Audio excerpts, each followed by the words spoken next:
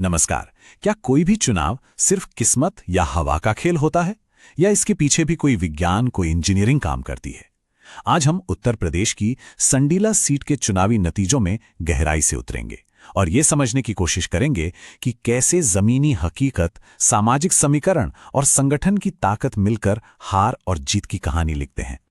ये एक बहुत बड़ी बात है, लेकिन हमारे आज के विश्लेषण का आधार यही है कि चुनाव के नतीजे वो अचानक नहीं आते।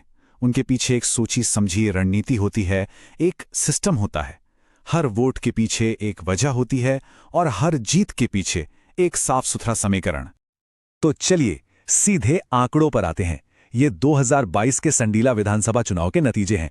एक तरफ बीजेपी की अलका सिंह, जिन्हें लगभग 50% वोट मिले, और दूसरी तरफ बीएसपी के अब्दुल मन्नान, जिन्हें करीब 32% वोट मिले।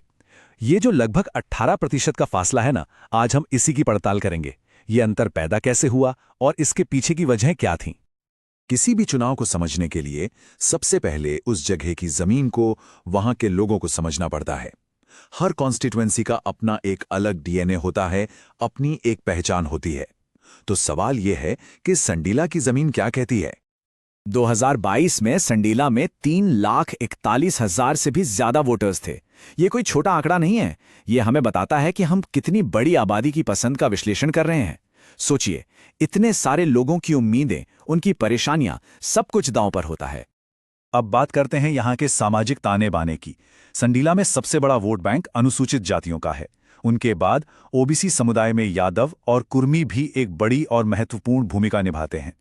ब्राह्मण और ठाकुर समुदाय भी हैं, लेकिन उनकी संख्या थोड़ी कम है। राजनीति में इन्हीं सामाजिक समीकरणों को साधना किसी भी जीत की बुनियाद बनता है। तो अब हम ये तो जान गए कि यहाँ के मतदाता कौन है। अब सवाल यह है कि वो वोट कैसे करते हैं। क्या उनकी कोई एक पक्की पसंद है?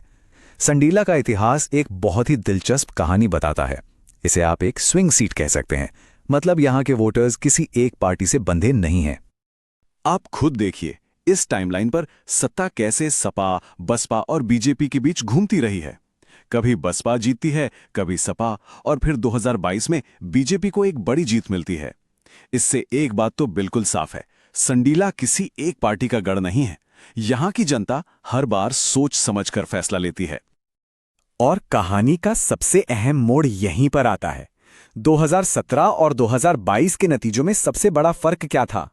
गठबंधन। 2017 में जब सपा बसपा साथ थे तो उनके उम्मीदवार आराम से जीत गए, लेकिन 2022 में ये गठबंधन टूट गया। नतीजा?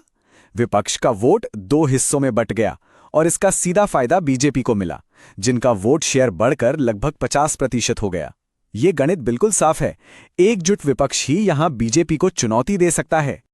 तो इतिहास से सबक लेकर अब हम 2022 के नतीजों का एक तरह से पोस्टमार्टम करते हैं।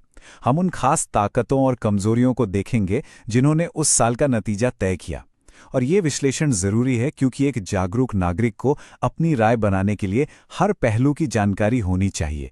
यही हमारे लोकतंत्र की गरिमा है और एक जिम्मेदार संवाद की नींव भी। चलिए विपक्ष के नजरिए से एक स्वॉट एनालिसिस करते हैं। मतलब ताकत, कमजोरी, अवसर और खतरा। उनकी सबसे बड़ी ताकत थे अब्दुल मन्नान साहब, उनका लंबा तजुर्बा। कमजोरी, 2022 की हार के बाद संगठन थोड़ा ढीला पड़ गया था, कार्यकर्ताओं का जोश ठंडा था। अवसर यह था कि सरकार के खिलाफ लोगों में कुछ नाराजगी थी, जिसे सत्ता विरोधी लहर कहते हैं। और खतरा, सबसे बड़ा खतरा था बीजेपी की जबरदस्त चुनावी मशीनरी और राष्ट्रीय स्तर पर बना हुआ माहौल। ये फर्क आपको यहां और भी साफ दिखेगा। एक तरफ बीजेपी का एकदम सिस्टमैटिक संगठन, बूथ लेवल तक कार्यकर्ता, वोटर से लगातार संपर्क और मीडिया में अपनी बात को मजबूती से रखना। दूसरी तरफ विपक्ष का संगठन थोड़ा बिखरा हुआ था, कार्यकर्ता निराश थे और अपनी बात लोगों तक पहुंचाने में उतनी स्पष्टता नहीं थी। देखिए, चुनाव सिर्फ नारों से नहीं, जमीन पर संगठन की मेहनत से जीते जाते हैं। चलिए अब पार्टियों की रणनीतियों से हटकर थोड़ी देर उन लोगों की बात करते हैं जिनके लिए यह सब हो रहा है, यानी आम मतदाता। क्योंकि किसी भी राजनीतिक बदलाव की असली ऊर्जा तो जनता के मुद्दों से ही आती है। तो संडीला की जमीन पर लोग असल में क्या कह रहे हैं, उनकी शिकायतें क्या हैं? ये चार्ट संडीला के लोगों की असली चिंताओं का आईना है। सबसे ऊपर सबसे बड़ी चिंता है आर्थिक, मतलब रोजगार और महंगाई। उसके ठीक बाद आता है इंफ्रास्ट्रक्चर, सड़कें, बिजली, पानी। ये साफ है कि लोगों के लिए सबसे जरूरी उनकी रोजमर्रा की जिंदगी से जुड़े मुद्दे हैं, न कि कुछ और। बारिश आती है और हमारी सड़कें गायब हो जाती हैं। जरा सोचिए, इस एक लाइन में कितनी बेबसी और कितना संघर्ष छिपा है। ये सिर्फ एक खराब सड़क का मुद्दा नहीं है, ये सरकार की जवाबदेही का सवाल है। ये लोगों की रोजमर्रा की सुरक्षा और जीवन की गुणवत्ता का सवाल है। हमारे पास डिग्रियां हैं लेकिन कारखानों के गेट बंद हैं। ये आवाज उन नौजवानों और किसानों की है जिनकी आर्थिक चिंता हमने पिछले चार्ट में सबसे ऊपर देखी थी। ये सिर्फ एक आंकड़ा नहीं है, ये किसी के सपने का, किसी के भविष्य का और किसी के आत्मसम्मान का सवाल है। तो ठीक है, हमने समस्या को समझ लिया, जमीन की आवाज भी सुन ली। अब सवाल यह है कि इसका समाधान क्या है। अगर वापसी करनी है तो उसका एक एक्शन प्लान, एक रोड मैप क्या होना चाहिए। चलिए पिछले पूरे विश्लेषण के आधार पर एक ऑपरेशनल प्लान की बात करते हैं। किसी भी बड़ी लड़ाई के लिए एक चरणबद्ध योजना चाहिए। इसे हम एक 90 दिन की रणनीति में बांट सकते हैं। पहले 15 दिन सिर्फ गठबंधन को मजबूत करने और लोगों की शिकायतों को ध्यान से सुनने पर काम हो। अगले 30 दिन एक एक दरवाजे पर दस्तक दी जाए, लोगों से सीधा संपर्क बनाया जाए। उसके बाद के 30 दिन जमीन पर कुछ छोटे मोटे काम करके दिखाएं कि आप सिर्फ बातें नहीं करते, काम भी करते हैं। और आखिरी 15 दिन पूरी ताकत वोटरों को बूथ तक लाने में झोंक दी जाए। ये एक अनुशासित स्टेप बाय स्टेप प्रोसेस है। और हाँ, आज के जमाने में जमीनी काम के साथ साथ एक मजबूत डिजिटल रणनीति भी उतनी ही जरूरी है, खासकर नौजवानों तक पहुंचने और गलत सूचनाओं का मुकाबला करने के लिए। व्हाट्सएप ग्रुप्स के जरिए गांव-गांव तक अपना संदेश पहुंचाना, इंस्टाग्राम रील्स से उम्मीदवार की एक मानवीय छवि बनाना, ये सब तरीके बहुत कम खर्च में बड़ा असर डाल सकते हैं। क्योंकि देखिए, चुनाव जीतना मंजिल नहीं है, ये सिर्फ एक पड़ाव है।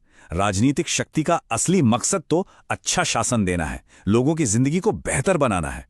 तो ये पूरी बातचीत सिर्फ चुनाव जीतने की तकनीक पर नहीं, बल्कि उसके आगे के असली मकसद पर है।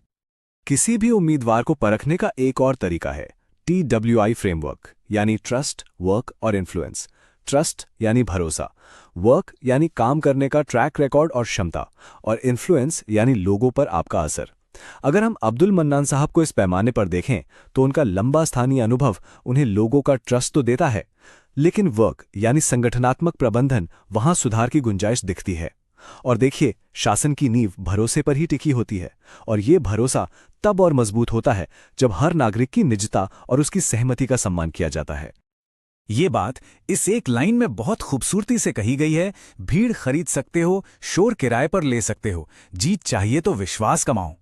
ये इस पूरे विश्लेषण का सार है।